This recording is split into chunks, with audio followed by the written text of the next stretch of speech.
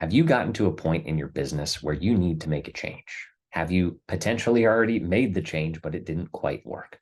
Well, in today's episode, I want to walk you through the big change that I made, where I went from doing the traditional normal things that all agents are told to do or think we're supposed to do, because that's the only way, and how I went all in on client attraction and some of the results that I've had since doing so. As always, I'm Nick Deckard. I am your host of Stress Free Selling, and I just want to say thank you for checking us out today. And if you enjoyed the podcast, I hope you consider subscribing to it. I want to make this a big movement where we are not only focused on building businesses for other real estate agents and to give you the tools to do so, but also building mental and physical health and wellness alongside of that, because it doesn't have to be either or. So to me, when I started out for the first year or so, I did things the normal way. I hit the phones. We had online leads coming in, and I did all the normal tactics. But to me, all of that just felt gross, to be completely honest with you. None of it felt right. And even though I got some success from that, it wasn't something that I felt good about. It wasn't something that I was excited to get up and do every day. And honestly, the clients that I ended up getting for that, looking backwards, were some of my least favorite to deal with. Not that they're bad people, not that they didn't need help, but if you've had good clients who become friends, and then you've had clients that you hope never call you again, you know exactly what I'm talking about. And once I started the client attraction bit, I haven't had a nightmare client since. Every client that I've had the opportunity to help and work with, buying, selling, or investing, it's just been a pleasure to get to know them as people, to really see each other on the same level.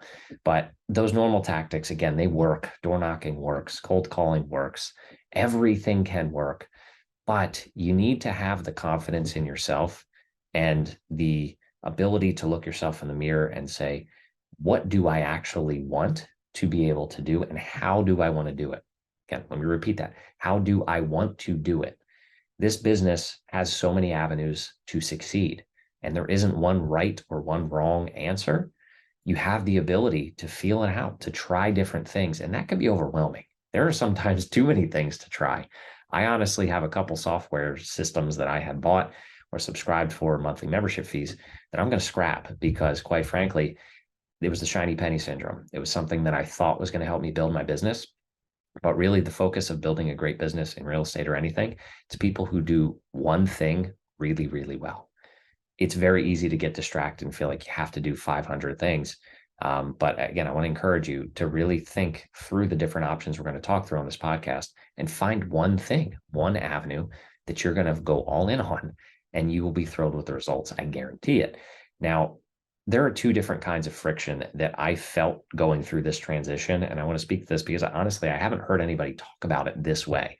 So a lot of times you'll hear different coaches and people who are focused on mindset basically encouraging you to push through the friction, right? Friction is everywhere. Usually when you're trying something new, there's going to be friction because you don't know what you're doing. You're not good at it yet. And it's human nature to pull back and want to run away from that. That's not the kind of friction that I really want to focus on today. That's the kind that, yes, it is there. Anytime you try something like video, and again, video is the crux of my business. It's everything to me.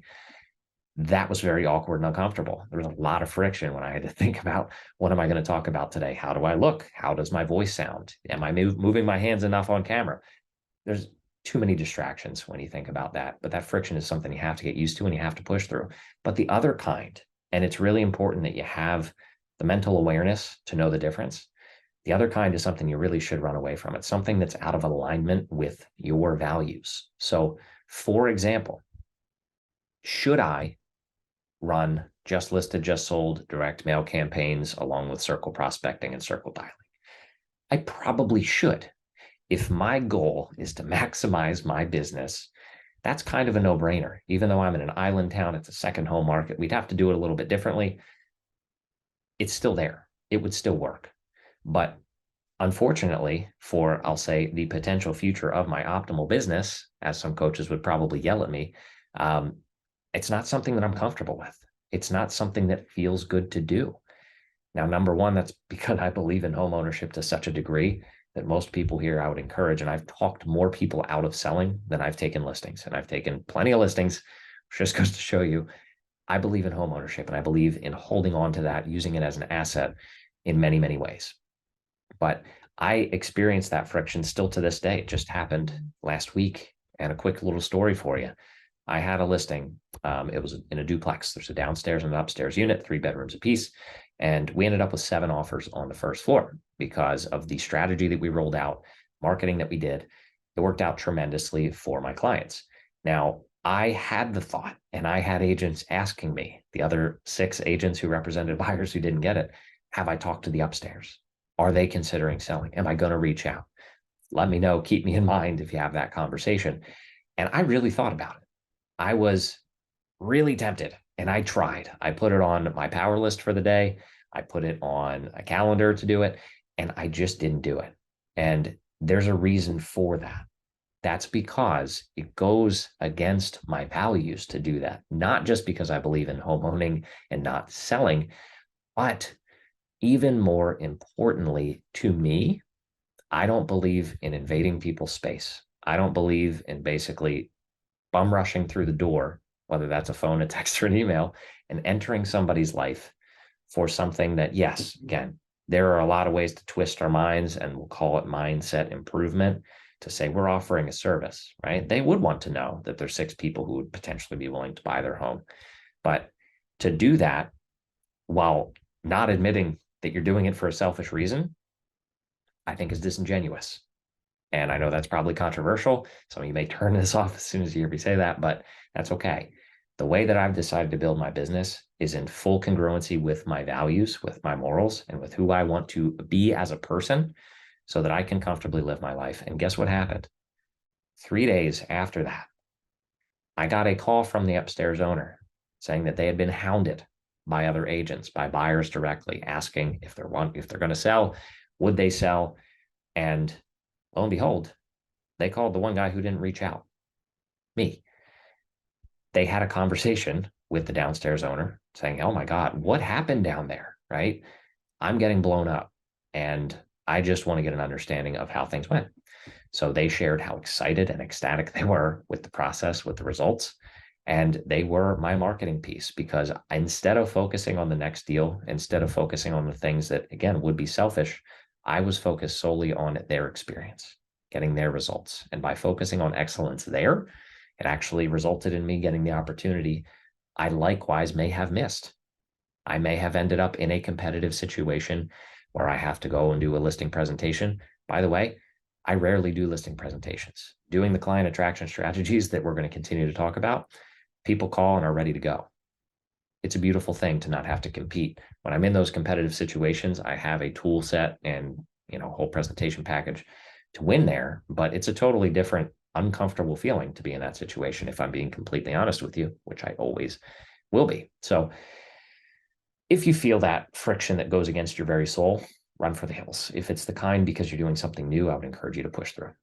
But I was really tired also of having the same conversations with these buyers, right? Calling 100 people a day, going through these scripts, right? And it just got old. It got old fast. And I got tired of having the same conversations, fielding the same questions.